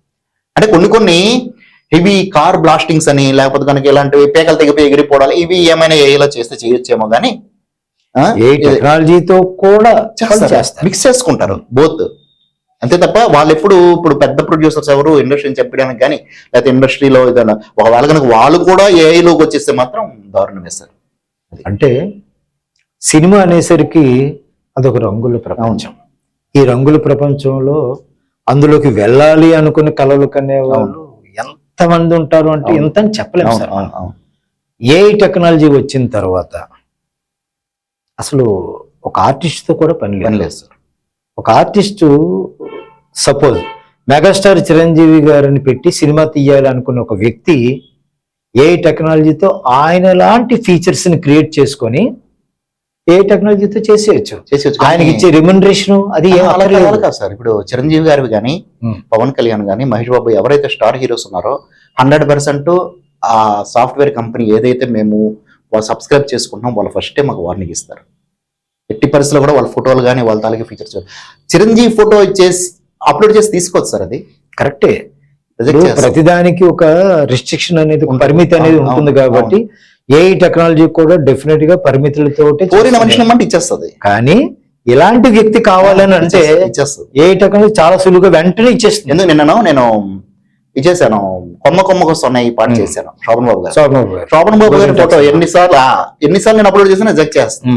నేను వాళ్ళకి కాంటాక్ట్ చేసి మెయిల్ పెట్టాను, ఎందుకు రావట్లేదంటే ఎవరికి మీకు అలా రావు, మీరు అడగండి సౌత్ ఇండియన్ హీరోయిన్స్ పోలిన 1980s హీరోయిన్స్ పోలిన ఇవ్వండి అంటే అది ఇచ్చింది. ఒకటి లక్ష్మి, సీనియర్ ఆర్టిస్ట్ లక్ష్మి, ముమ్ముట్టి, ఇద్దరు క్యారెక్టర్స్ ఇచ్చిందండి. వాళ్ళిద్దరితో నా పాట చేశాను కొమ్మ కోసం. అదే అక్కడ ఇప్పుడు టెక్నాలజీ ఎంత డెవలప్ అవుతుందో దానికి సంబంధించి రేపొద్దున రిస్ట్రిక్షన్స్ కూడా అవుతాయి సార్. అంటే మీరు చెప్పినట్టుగా పెద్ద హీరోలందరూ కూడా మమ్మల్ని డైరెక్ట్ గా వాడేయకూడదు రిస్ట్రిక్షన్స్ వాళ్ళు పెట్టుకుంటారు.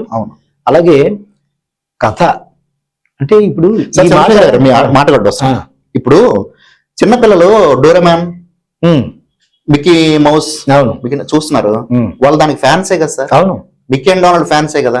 ఇప్పుడు మనం ఒక హీరోని క్రియేట్ చేసుకున్నాం, సొంతంగా హీరోని క్రియేట్ చేసుకున్నాం, ఒక హీరోయిన్ క్రియేట్ చేశారు, దానికి మొదలికి అని పేరు పెట్టుకున్నాను, అదొక స్టార్ నాకు.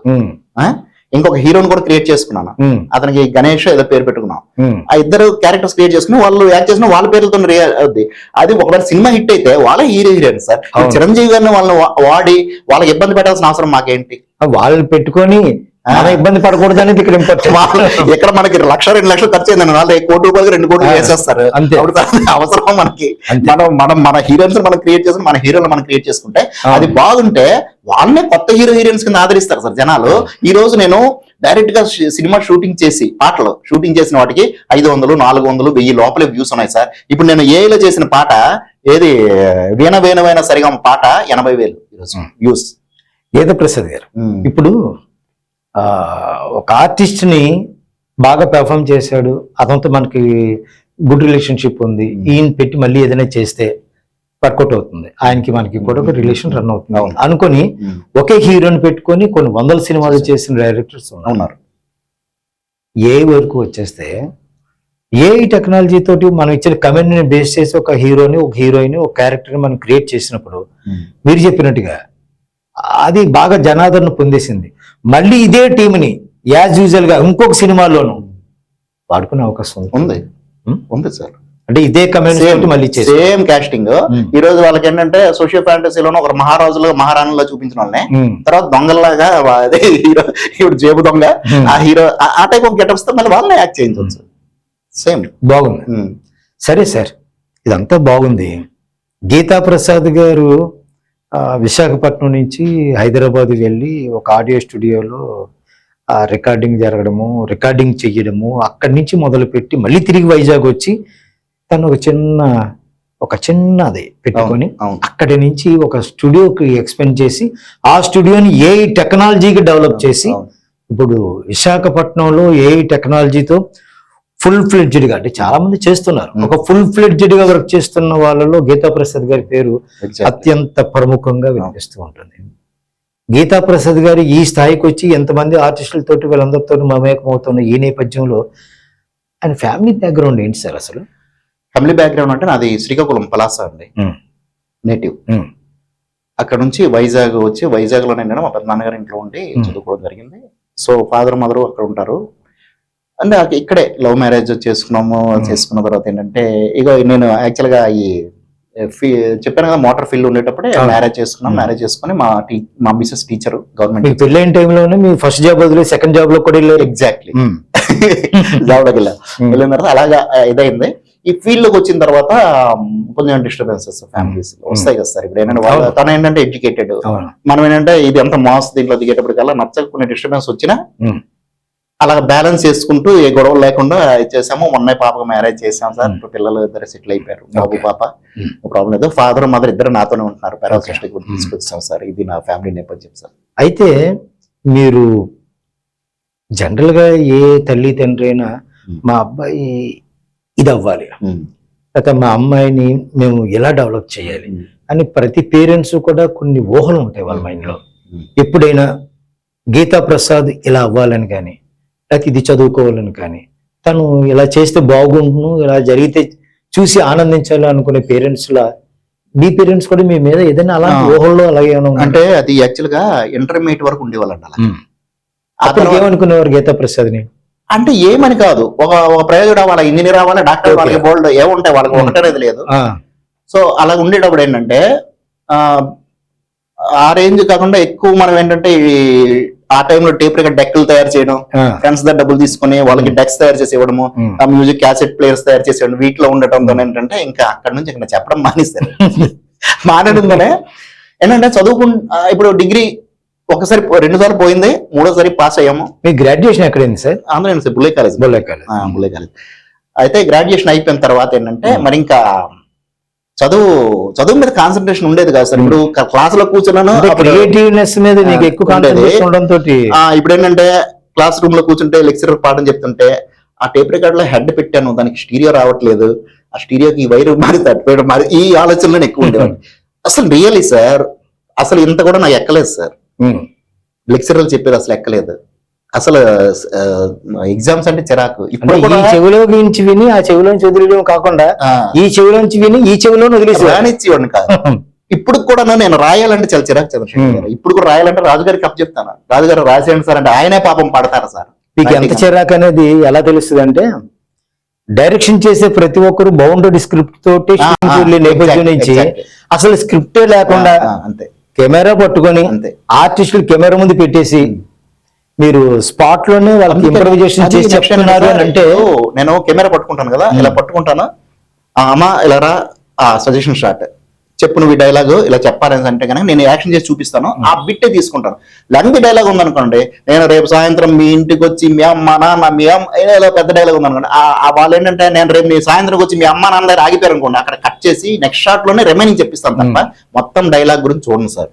ఆ నెక్స్ట్ షాట్ లో ఎందుకంటే నేనే ఎడిటర్ కాబట్టి ఎంతవరకు ఆ షాట్ కావాలో అది నాకు తెలుసు. ఏ యాంగిల్ లో తీసుకున్నామో దాని కంటిన్యూటీ నెక్స్ట్ మారిస్తే అయిపోతుంది. అవును, అది ఆ టైమింగ్ ఉంటుంది. నెక్స్ట్ ఏంటంటే ఆ ఎడిటర్ నేనే, మ్యూజిక్ నేను చేసినప్పుడు అందరు నవ్వుతారు. ఇప్పుడు ఏంటంటే ఒక షార్ట్ ఒకటి ఉంది, ఒక అమ్మాయి చీకట్లో పరిగెట్టేటప్పుడు నేను కెమెరా పట్టుకుని వెనక్కి వెళ్ళేటప్పుడు ఎప్పుడైనా రష్ చేసి చూసా వెళ్తుంటాను నేను. అది రికార్డ్ అవుతుంటుంది, ఎందుకంటే ఆ టెంపో నేను రీ రికార్డింగ్ చేసుకోవడం ఆ మైండ్ తో చేసుకుంటాను కాబట్టి త్వరగా చేస్తాను, త్వరగా మంచి క్వాలిటీ. అన్ని మీరే చేస్తారు కాబట్టి వాటన్నిటిని దృష్టిలో పెట్టుకొని ప్రతిదీ కూడా క్యాలిక్యులేట్ చేస్తాను. దట్టు ఏఐలో కూడా ఏంటంటే ఏడండి బొమ్మలతో చేయించేస్తానండి, ఫోటోలు పెట్టి అంత ఈజీ కాదు సార్. 100% ఇప్పుడు దానికి కమాండ్ ఇచ్చి ఆర్టిస్ట్కి ఇచ్చినట్టే ఆ ఇద్దరు కూడా చేతులు పట్టుకొని అటువైపు అన్నాం అనుకోండి, అదేం చేద్దంటే ఒక 2 అడుగులు అటు వేయించి మళ్ళీ ఇటు పరిగెట్టించేస్తుంది, లేదా ఇద్దరు విడిపోయి అటు వెళ్ళిపోతుంటారు. ఇప్పుడు దాన్ని క్లబ్ చేసుకొని ఎడిటింగ్ మనకు వచ్చు కాబట్టి అది ఎంతవరకు అవసరమో ఆ క్లిప్ తీసుకొని అలాగా అదుకుంటూ నేను తయారు చేసుకుంటాను. షూటింగ్ జరుగుతున్నప్పుడు హీరో హీరోయిన్లు ఇద్దరు చేతులు పట్టుకొని నడుచుకొని రావాలి అని అనుకునే సీన్ ఉంది అనుకోండి. ఇందాక మీరు చెప్పినట్టే గోరెంటి సినిమాలో శోభన్ బాబు ఆ అమ్మాయి కలిపి నడుచుకుని వచ్చే సీన్ ఉంటుంది. డైరెక్ట్ ఎలా చెప్తారు, వాళ్ళిద్దరు వాళ్ళు చేతులు పట్టుకొని నడుచుకుంటూ వస్తే చేతుల మధ్యలో ఊపాలనుకుంటే ఊపుకుంటూ వచ్చి కావాలంటే భుజాల మీద వేసుకొని అన్ని చేసుకుని వస్తారు. ఇది షూటింగ్ లో చిన్న తేడా వచ్చినా డైరెక్ట్ ఏం చేస్తారు, కట్ అని చెప్పి నచ్చినట్టుగా చేసుకుంటారు. కానీ ఏ టెక్నాలజీలో ఈ టెక్నాలజీకి ఇచ్చే ఫీడ్ మనం ఇచ్చే ఇన్స్ట్రక్షన్ బేస్ ఏంటంటే అది సరిగ్గా వినలేదు అనుకో, అర్థం చేసుకోలేదు అనుకోండి, మనకు వర్కౌట్ అవ్వలేదు. ఇప్పుడు ఒక కొత్తగా ఆర్టిస్టులకి ఎలాగైతే మనం డైరెక్ట్ గా హ్యూమన్ తోటి ఆర్టిస్ట్ చేసాం, అలాగే దానికి కూడా డైరెక్షన్ చేయాలి. అంతే, ఇద్దరు హీరో హీరోయిన్లకి ఏం చేయాలో వాళ్ళకి చెప్పాలి. దానికి సిస్టమ్ లో నేచర్ ఏంటనేది సిస్టమ్ కి చెప్పాలి. వీళ్ళు ఎట్లుండేటి వెళ్ళాలని ఆర్టిస్ట్ చెప్పాలి. ఆ మూడ్, సాడ్ మూడ్ ఫేస్ లో ఇది కూడా దానికి ఇవ్వాలి సార్. అవును, అంత కష్టమైన జాబ్. చాలా మంది ఏంటంటే ఏ నచ్చదు ఏ అని అంటారు. ఏ నచ్చదేంటి, అది ఒక ఇలా అడుగు వేయించి చూస్తాను, ఇలా అడుగు వేయించమనండి సార్. ఒక క్యారెక్టర్ చూసి ఇలా అడుగు వేయించమనండి. వాళ్ళు కొంతమంది చేస్తారు, అమ్మాయి ఇలా వాటేసుకోవాలంటే కనుక ఈ అమ్మాయి వాటర్ వేసుకునేటప్పుడు చెయ్యి ఇటు నుండి ఇటు వచ్చేస్తుంటది, ఇలా వచ్చేస్తుంటది అమ్మాయిది. అవన్నీ చాలా జాగ్రత్త చూసుకోవాలా. రేపు ఉదయం సినిమా చేసేటప్పుడు పెద్ద స్క్రీన్ మీద వెళ్ళాడు, అవన్నీ తప్పులు కదా సార్. పెద్ద స్క్రీన్ అందుకనే అవన్నీ కూడా తెర మీద అయినా సరే డిఫరెన్స్ తేడా సులువుగా పట్టేస్తారు. నేను పెడతాను, లింక్స్ పెట్టినట్టు చూడండి, ప్రతిదీ హ్యూమన్ లాగే ఉంటుంది సార్ నేను చేసేది. అది ఇవ్వకపోతే ఒప్పుకోను, దాన్ని చంపేస్తాను సిస్టమ్. నేను ఎంతసేపు అని కూర్చుంటున్నా. మేము రాజుగారు మనం కూర్చునేటప్పుడు అంటే 4 minutes short, 4 minutes 2 minutes video morning నుంచి ఈవినింగ్ 4 అవుతుంది సార్. 2 నిమిషాల వీడియో మేము మార్నింగ్ నుంచి ఈవినింగ్ వరకు 2 minutes వీడియో చేశారు అంటే చేస్తున్నాం, త్వరగానే చేస్తున్నాం సార్. అంటే షూటింగ్ అప్పుడు నాకు అంత పట్టదు కదా. అవును, టగటగం 4 సీన్లు చేస్తాను. అవును, కానీ అది మళ్ళీ డెస్క్ మీదకి వచ్చి ఎడిటింగ్, దానికి డబ్బింగ్, రీ రికార్డింగ్ ఎంత టైం పడుతుంది. ఈలో ఇది మొత్తం సినిమా కంప్లీట్ అయిపోతుంది. అదనమాట. జనరల్ గా మనం ఒక పాట పాడాలి అని అంటే డబ్బింగ్ స్టూడియోలో అంటే ఆడియో స్టూడియోలో సింగర్స్ చేత పాడిస్తాం. పాట పాడాలి అని అంటే దాని బ్యాక్గ్రౌండ్ ఇన్స్ట్రుమెంటైజేషన్ చేయించి మ్యూజిక్ కంపోజర్, మ్యూజిక్ డైరెక్టర్ గారు కంపోజ్ చేసిన దానికి సింగర్స్ పాడతారు.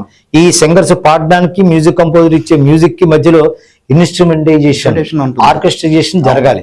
ఇదంతా జరిగితే తప్ప ఒక పాట తయారు, ఒక పాటకి ఒక 2-3 రోజులు, 4 రోజులు, 5 రోజులు పాటకి ఈ బ్యాక్గ్రౌండ్ ఇదంతా కావాలి. అవును, అలాగే ఒక సినిమాలో ఒక సీన్ లో ఒక క్యారెక్టర్ కి సంబంధించి వాళ్ళ చేత నటింప చేసుకోవాలి, కెమెరామెన్ కి చెప్పాలి, యాక్షన్ చెప్పాలి, టేక్ చెప్పాలి, కట్ చెప్పాలి. ఇవన్నీ అయిన తర్వాత దగ్గరుండి ఎడిటింగ్ చేయించుకోవాలి. ఎడిటింగ్ అయిన తర్వాత మళ్ళీ దాన్ని డబ్బింగ్ రెడీ చేసుకోవాలి, డబ్బింగ్ చెప్పించాలి, లిప్ సింకింగ్ ఇవన్నీ చేయాలి. ఇది అయిన తర్వాత మళ్ళీ రీ రికార్డింగ్, ఇవన్నీ అయిన తర్వాత మళ్ళీ కలర్ గ్రేడింగ్, ఫస్ట్ కాపీ, దానికి ముందు కలర్ గ్రేడింగ్ 5.1 ఇవన్నీ చేయించుకోవాలి. ఇవన్నీ ఉంటాయి. ఇప్పుడు ఇదంతా ఏ టెక్నాలజీతో చేయించడానికి ఒక రంగం, ఒక ప్లాట్ఫామ్ రెడీ అవుతుంది. గీతా ప్రసాద్ గారు, మారుతున్న టెక్నాలజీతో పాటు డైరెక్షన్ డిపార్ట్మెంట్ లో ఎవరైతే ఉంటారో వాళ్ళు ఈ టెక్నాలజీని నేర్చుకోవాలంటారా, నేర్చుకునే వాళ్ళని ఎవరినో పెట్టుకుని కానీ చేయడం బెటర్ అంటారా? అంటే సార్ అందరూ అది అంటే సిస్టమ్ మీద కమాండ్ ఉండాలి సార్, కంప్యూటర్ మీద కమాండ్ ఉండాలి, ఎడిటింగ్ మీద ఉండాలి, మ్యూజిక్ మీద, అన్నిటి మీద అవగాహన ఉండే చేయగలరు. ఇప్పుడు కమాండ్ ఇచ్చిన అంత మాత్రం అది చేసేదండి, రకరకాల పిచ్చెక్కించేస్తుంది.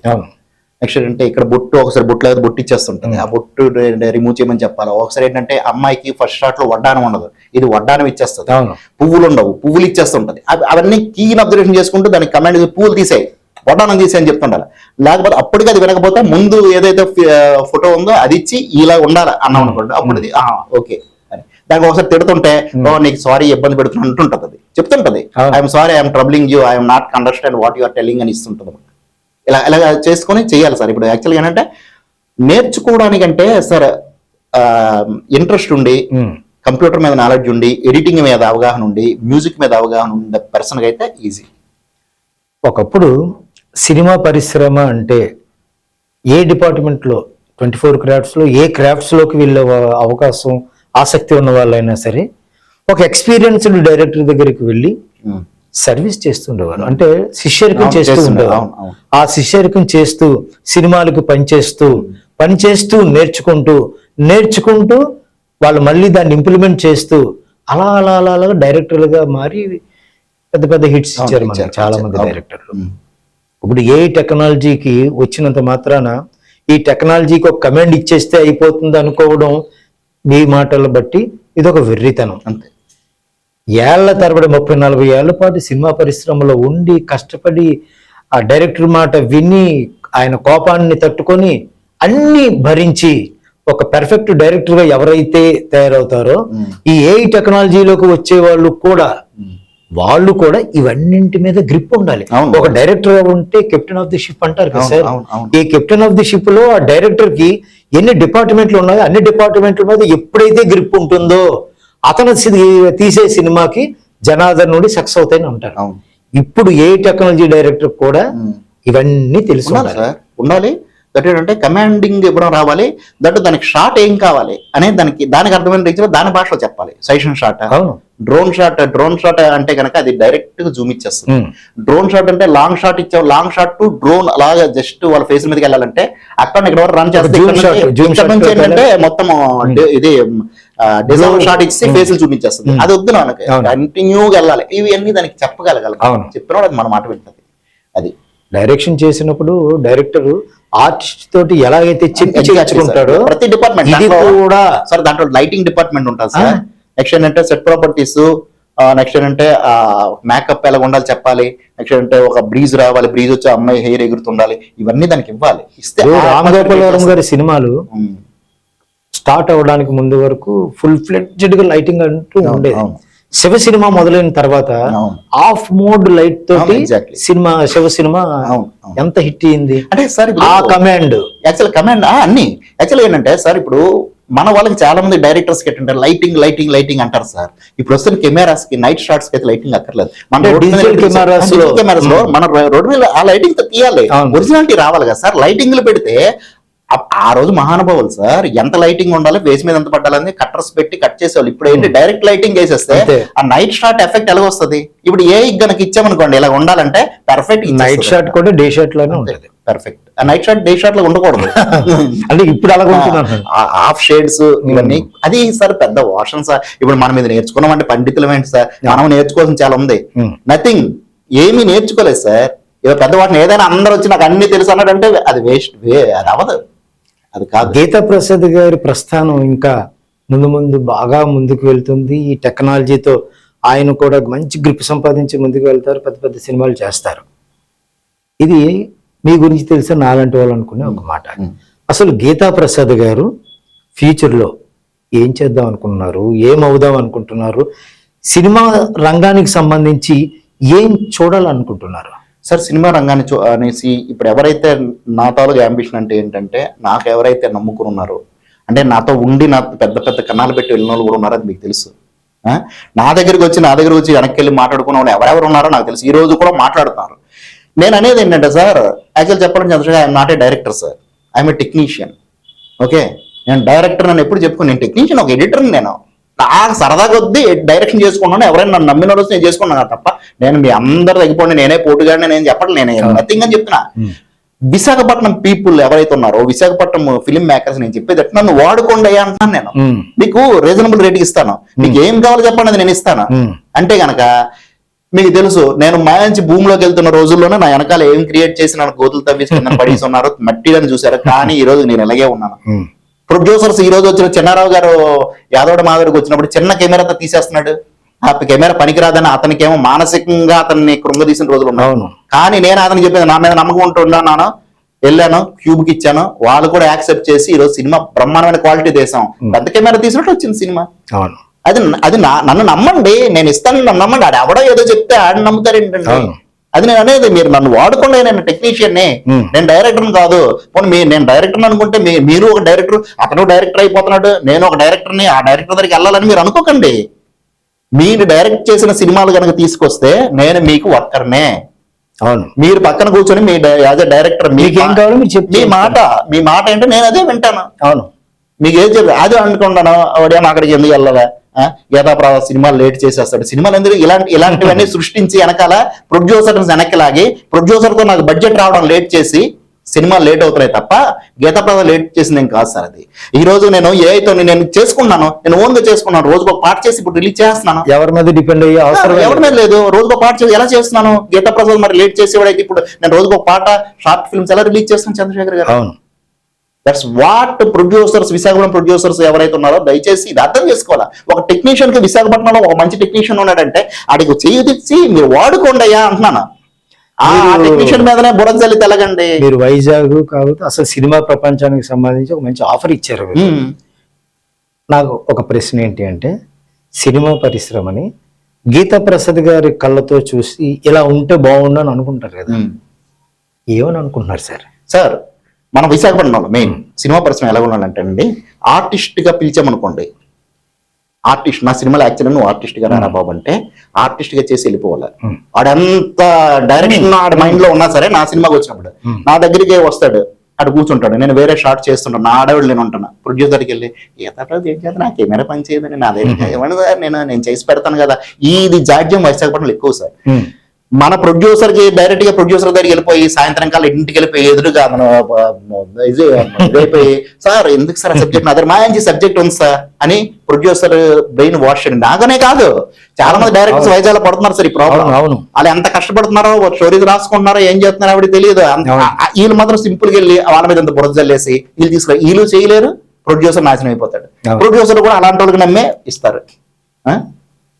వైజాగ్ లో సినిమా పరిశ్రమ ఎలా ఉంటే చూడాలని అనుకుంటున్నారు? వైజాగ్ లో ఒక అంటే మొత్తం రావాలి సార్. అంటే ఏ రోజు రోజు షూటింగ్ జరుగుతుండాలి. ఇక్కడ మన ఆర్టిస్టులు, వైజాగ్ ఉన్న ఆర్టిస్టులు చాలా మంచి ఆర్టిస్టులు సార్. వైజాగ్ ఉన్న ఆర్టిస్టులు సామాన్యమైన కాదు సార్, పర్ఫెక్ట్ ఆర్టిస్టులు సార్. వాళ్ళని వాడుకొని వాళ్ళకి ఒక హైక్ తీసుకొచ్చి, ఇప్పుడు అక్కడ చిరంజీవి గారు, మహేష్ బాబు గారు వీళ్ళందరూ ఉన్నారు కదా సార్. నెక్స్ట్ రానున్న కాలంలో ఏంటంటే స్టార్డమ్ ఉండదు సార్, 100% ఉండదు. కాన్సెప్ట్ ఏదైతే స్టోరీ ఉందో అదే హీరో సార్. ఈ రోజుల్లో ఎప్పుడు సినిమాకి కథే హీరో. అది కథ బాగుంటేనే ఆ సినిమా ఎవరు వచ్చిన. ఇప్పుడు సుహాస్ ఉన్నాడు సార్, సుహాస్ అంత గ్లామరస్ అండి, కానీ బ్రహ్మాండంగా చేస్తున్నాడండి యాక్షన్. ఆ ఫేస్ ఫీలింగ్ నేను ఒకసారి ఆ సినిమా చూసి ప్రౌడ్ ఫీల్ అవుతాను. ఎందుకంటే ఒక చిన్న కుర్రోడు బ్లాక్ గా ఉంటాడు, బట్ ఏంటంటే పెర్ఫార్మెన్స్. అలాంటి వాళ్ళు ఎంతమంది లేరు వైజాగ్ లో. వాళ్ళని వాడుకుంటే కనుక ప్రతిరోజు వైజాగ్ లో అవ్వాలి సార్ షూటింగ్స్. ఇప్పుడు పవన్ కళ్యాణ్ గారితో కూడా నేను చేయించాను డబ్బింగ్. పవన్ కళ్యాణ్ గారికి నేను తెలుసు, అంటే నాకు పవన్ కళ్యాణ్ తెలుసు కాదు, పవన్ కళ్యాణ్ గారికి నేను తెలుసు. నేను పవన్ కళ్యాణ్ గారు 2 ఏళ్ళ డబ్బింగ్ చెప్పాను. బద్రికి ఒక పూట ఆ రోజు నేను డబ్బింగ్ చేశాను. కానీ ఆయన ఈ రోజు కూడా నన్ను చూస్తే కనుక ఐడెంటిఫై చేస్తారు. లాస్ట్ టైం గాజువాకలో కూడా మీటింగ్ అవుతున్నప్పుడు ఎక్కడ ఉన్నావు అని అడిగారు. ఆ రోజు ఆయన నేను మీడియా నుండి వెళ్ళి ఇది పెట్టుకుంటే స్టేజ్ ఎక్కుతుండి చూసి నన్ను పిలిచేసి ఎక్కడ ఉన్నావు నీ గురించి అడిగానయ్యా ఎవరికి అనేసి అన్నారు. ఆ పక్కన ఎవరో ఒక అతను ఉంటే నంబర్ తీసుకున్నారు కానీ తర్వాత అర్థమైందా. ఈ రోజు కూడా నేను ఆయన కాంటాక్ట్ చేసి కనుక నేను రావాలనుకుంటున్నానంటే కంపల్సరీగా రమ్మంటారు. అది అయినప్పుడు ఈరోజు పవన్ కళ్యాణ్ గారు అయ్యి కూడాను ఆంధ్రప్రదేశ్ లో ఎందుకు ట్రై చేయట్లేదు? ఎందుకు ఇండస్ట్రీ గురించి? కందుల దుర్గేష్ గారు ఎందుకు ఇండస్ట్రీ గురించి మాట్లాడట్లేదు? మీకేమైనా మీరు యాజ్ ఏ జర్నలిస్ట్ మీరు చెప్పండి. అది నాకు బాధ ఏంటంటే, ఒక పవన్ కళ్యాణ్ గారు అయిపోతున్నారు, ఆయన సినిమా పర్సన్. కందుల దుర్గేష్ గారేమో పవన్ కళ్యాణ్ గారి పార్టీలోనే ఒక పర్సన్ కి వచ్చింది. మరి ఏం చేస్తున్నారు? ఎందుకు ఇక్కడ సినిమా పరిశ్రమ ఇదవ్వట్లేదు? నేను అడుగుతాను, ఆయన్ని కంపల్సరీ అడుగుతాను. పవన్ కళ్యాణ్ గారిని తీసుకుంటున్న అపాయింట్మెంట్ వెళ్తాను సార్. ఆయన ఇంటి దగ్గర ఎదురు నిలబడితే పిలుస్తారు సార్. అది నా నమ్మకం 100%. ఇలా వచ్చేయండి అంటారు 100%. నేను అడుగుతాను, ఎందుకు ఆంధ్రప్రదేశ్ లో ఎందుకు మీరు డెవలప్ చేయట్లేదు? ఎందుకు సినిమా పరిశ్రమకు మంచి రోజులు అనేవి రావాలి. ఏంటంటే ఆ విధంగా కనుక డెవలప్ చేసి ఇక్కడ ఆంధ్రప్రదేశ్ లో నెల్లూరు, గుంటూరు ఉన్నాయి, తిరుపతి, విశాఖపట్నంలో ఎక్కడ లేని లొకేషన్స్ ఏంటి సార్, ఇక్కడ డెవలప్ చేస్తే వాళ్ళందరూ కలిసి ఏకదాటి మీద వచ్చేసి మన సినిమా ఇండస్ట్రీని ఇక్కడ డెవలప్ చేస్తే వైజాగ్ లో చూడాలని ఉంది సార్ నాకు. విశాఖపట్నం సినిమా పరిశ్రమకి హబ్గా మారితే చూడాలనే మీ కోరిక 100%. చాలా తక్కువ రోజుల్లో తీరుతుందని పాజిటివ్ గా మనం అంటే అనుకోవాలి తక్కువ రోజుల్లో తిరుగుతున్నా అంటున్నారు. నేను జర్నలిస్ట్ ఫీల్డ్ లో ఉన్నాను కానీ నేను మీ అంతా జర్నలిజం లో ఉన్నాను కాబట్టి మీరు అలాగ అంటున్నారు కాబట్టి ఏమైనా సూచికలు ఉన్నాయా త్వరలో వచ్చేటంటే? అంటే ఈ చందు సుప్రీం టీవీ ఇంటర్వ్యూలో జరగబోయే దానికోసం మనం మాట్లాడకూడదు కాబట్టి పాజిటివ్ గా మనం ఆశిద్దాం. ఓకే మంచి మంచి విషయాలను మన చందు సార్, నేను సుప్రీం సారీ నేను ఇప్పుడు 50 క్రాస్డ్ జస్ట్ మరి ఎప్పుడు సాధిస్తాం సార్? ఇప్పుడు ఫిల్మ్ ఇండస్ట్రీ ఇక్కడ రాదు. అలా చూసుకుని ఉంటే కనుక 50 సంవత్సరాలకు వస్తే ఏం సాధించగలం? ఇప్పుడు ఉన్నంత కాలమైన ఒక 5 years నాకున్న పరిధిలో ఒక 5 సంవత్సరాలన్నా ఏలాలి సార్ ఇండస్ట్రీ. మీరు వెళ్ళాలనుకున్నారా పరిశ్రమ ఏరాలా? పరిశ్రమ అంటే నేను ఒక మీరు పరిశ్రమలో ఉండాలి. నేను పరిశ్రమలో ఉండాలి. నేను ఉంటే కనుక నా వెనకాల ఉన్న అందరూ వచ్చేస్తారు కదా. నా ఆర్టిస్టులు ఎంతమంది ఉన్నారు సార్? ఇప్పుడు మీ ఇంటర్వ్యూలో ఎంతమంది ఆర్టిస్టులు మన వాళ్ళు ఉన్నారు? వాళ్ళందరూ పైకి రావాలి సార్. ఇప్పుడు నేను అనేవాడిని పైకి వచ్చానంటే వీళ్ళందరూ వస్తారు కదా సార్. మనకున్నది అది నేను కోరుకుంటున్నాను అన్నమాట. రానున్న 5 సంవత్సరాల్లో సినిమా పరిశ్రమ మంచి ఉచ్చ స్థితికి వచ్చి వెలుగొందే రోజు మంచి రోజు వస్తుందని ఆశిద్దాం. మన చందు సుప్రీం టీవీ స్టూడియోకు వచ్చి మంచి మంచి విషయాలను మన వాళ్ళందరికీ మీరు షేర్ చేశారు. Thank you very much Gita Prasad గారు. Thank you very much. ధన్యవాదాలు. Thank you very much.